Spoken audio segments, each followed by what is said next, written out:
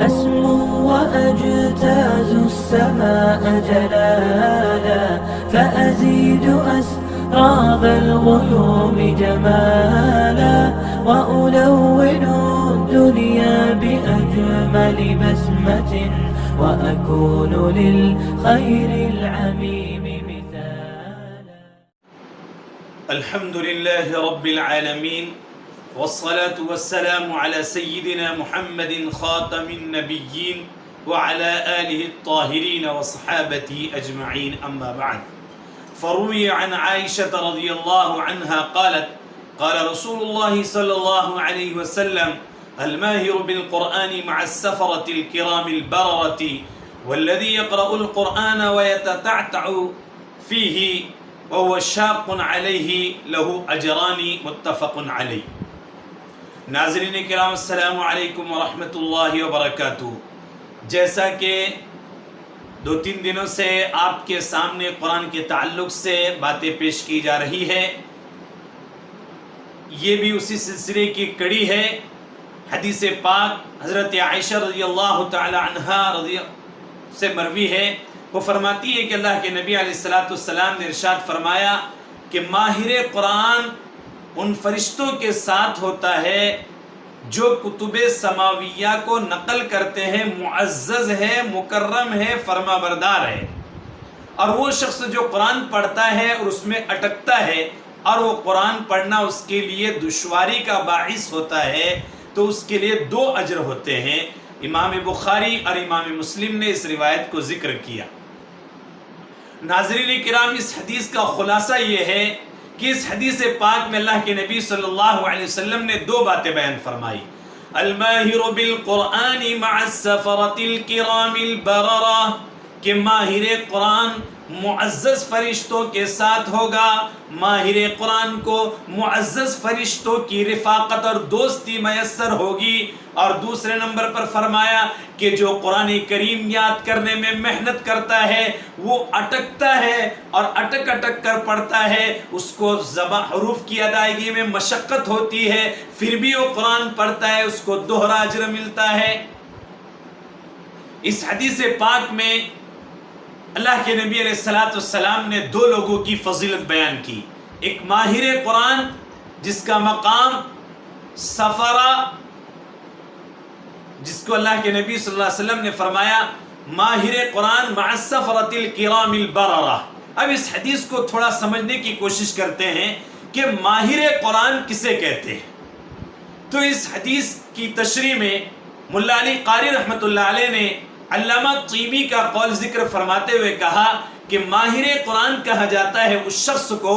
جو قرآن کا جید حافظ ہو اور قرآن اس کو خوب یاد ہو، بغیر اٹکے کے پوری روانی کے ساتھ وہ قرآن ادا کرتا ہو اور قرآن کا پڑھنا اس کے لیے امر شاق نہ ہو، دشواری نہ ہو، وہ روانی کے ساتھ قرآن کریم کو پڑھتا ہو. ایسا جید حافظ قرآن ماہر قرآن کہلاتا ہے. ایسے جید حافظ قرآن کے بارے میں اللہ کے نبی نے فرمایا الماہر بالقرآن، یہ جید حافظ قرآن کا مقام مع السفرۃ الکرام البررہ، ان فرشتوں کے ساتھ ہوگا جو لوح محفوظ سے انبیاء تک کے باتوں کو نقل کرتے ہیں، آسمانی کتابوں کو. وہ ماہر قرآن جید حافظ قرآن مع السفرۃ الکرام البررہ، انبیاء اور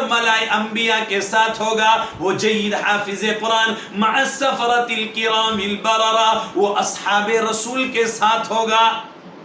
تو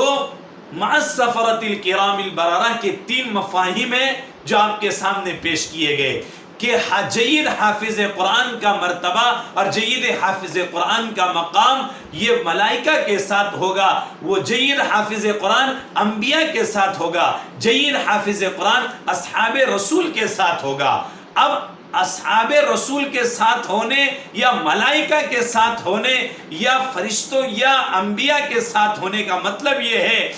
کہ جو کام فرشتے کرتے ہیں، جو کام انبیاء کرتے ہیں، جو کام صحابہ کرتے ہیں، فرشتوں نے کام کیا کہ قرآن کریم کو لوح محفوظ سے یاد کر کے انبیاء تک پہنچایا، انبیاء نے یاد کر کے امت تک پہنچایا، صحابہ نے یاد کر کے تابعین تک پہنچایا، تو وہی یہ کام ایک حافظ قرآن کرتا ہے کہ اسے یاد کر کے اپنے دل و دماغ میں امت تک پہنچاتا ہے۔ اس لیے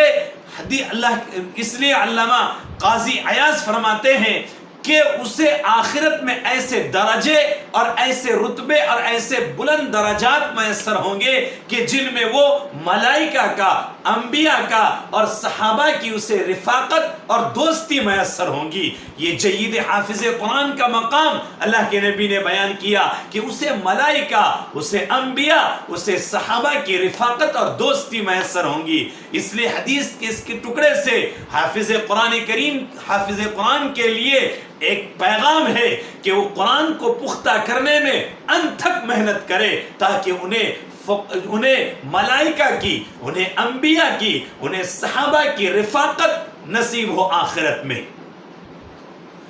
اس کے بعد ماہر قرآن کی اور بھی بہت ساری تفسیریں ہیں، جس میں علامہ فرماتے ہیں، مشکات شریف کے شارح فرماتے ہیں، اس کے حاشیے میں ہے کہ اس سے مراد وہ شخص ہے جو قرآن کو تجوید کے ساتھ پڑھتا ہو، وہ بھی اس میں داخل ہے کہ تجوید کے ساتھ قرآن پڑھنے والا بھی انبیاء، ملائکہ، صحابہ کے ساتھ اس کو رفاقت نصیب ہوگی۔ اور بعض نے کہا کہ وہ جید مفسر جو قرآن کے اندر غوطہ زنی کر کے اس کے جواہرات کو نکالتا ہے، اس پر عمل کرتا ہے، امت تک اس کی تبلیغ کرتا ہے، یہ بھی اس کی تفسیر میں داخل ہے، اس کی تشریح میں داخل ہے۔ دوسرا جز حدیث پاک کا اللہ کے نبی نے فرمایا والذی یقرأ القرآن، جو قرآن کو پڑھتا ہے، ویتتعتع فیہ، اور پڑھنے میں اٹکتا ہے، اسے دوہرا اجر ملے گا۔ تو جو قرآن کریم پڑھتا ہے اور پڑھتے وقت اٹکتا ہے پھر بھی مشقت کے ساتھ پڑھتا جاتا ہے تو اس کو دوہرا اجر ملے گا، ایک تو پڑھنے کا اور ایک اٹک کر تکلیف اٹھانے کا۔ تو علامہ قاضی عیاض فرماتے ہیں، جیسا کہ مولا علی قاری رحمۃ اللہ علیہ نے ذکر کیا، کہ کہیں اس حدیث پاک سے اور اس آخری ٹکڑے سے کوئی یہ نہ سمجھ لے کہ اٹک کر پڑھنے والے کا، جس کو روانی سے قرآن یاد نہ ہو، جس نے اتنی محنت نہ کی ہو کہ اس کو قرآن جو تو ایک دم بہترین یاد ہو، اٹک کر پڑھنے والے کو جو اجر و ثواب دو مل رہا ہے، تو اس سے کہیں حافظ قرآن کا مقام گھٹ نہ جائے کہ اتنی محنت کر کے اس کو دوہرا اجر نہیں دیا جا رہا ہے، اس کو اجر کی بات ہی نہیں کی گئی ہے، بلکہ اس کا تو درجہ حدیث پاک میں بتایا گیا کہ وہ ملائکہ، وہ فرشتوں کے ساتھ، وہ معزز انبیاء کے ساتھ، وہ اصحاب رسول کے ساتھ اس کا مقام ہوگا۔ اس کے لیے تو درجہ بندی کی کہ 2 اجر ملے گا، اور حافظ قرآن کو بتایا گیا اس کو عظیم الشان دولت سے مالا مال کیا جائے گا کہ وہ انبیاء کی رفاقت اور فرشتوں کی رفاقت اور دوستی اسے میسر ہوں گی۔ اس لیے اس حدیث پاک کے آخری ٹکڑے میں گویا کہ قرآن کریم کی تلاوت کے اوپر، اس کو یاد کرنے کے اوپر ابھارا گیا ہے کہ آپ کو کتنی مشقت اٹھانی پڑے، کتنی تکلیف اٹھانی پڑے، وہ اس کے اوپر محنت کرے۔ اس لیے ناظرین کرام، جو علماء مکاتب میں پڑھاتے ہیں انہیں اس حدیث کے اوپر دھیان دینے کی ضرورت ہے کہ جب آپ کے بچے اٹک پڑھتے ہیں ان کو دوہرا اجر ملتا ہے، جب پڑھنے والے کو دوہرا اجر ملے گا تو آپ اس کے پیچھے جب آپ کو ٹینشن آئے گا، تکلیف ہوگی، تو اس پر آپ کو کتنا اجر ملے گا۔ اللہ تعالیٰ سے دعا ہے کہ اللہ تعالیٰ ہم سب کو جید حافظ قرآن بنائے اور قرآن کریم کی تلاوت سے ہمیں ہمیشہ کے لیے جو ہے تو جوڑے رکھے اور تا قیامت تک ہمیں قرآن کریم کی تعلیم و تعلم سے وابستہ رکھے۔ آمین یا رب العالمین۔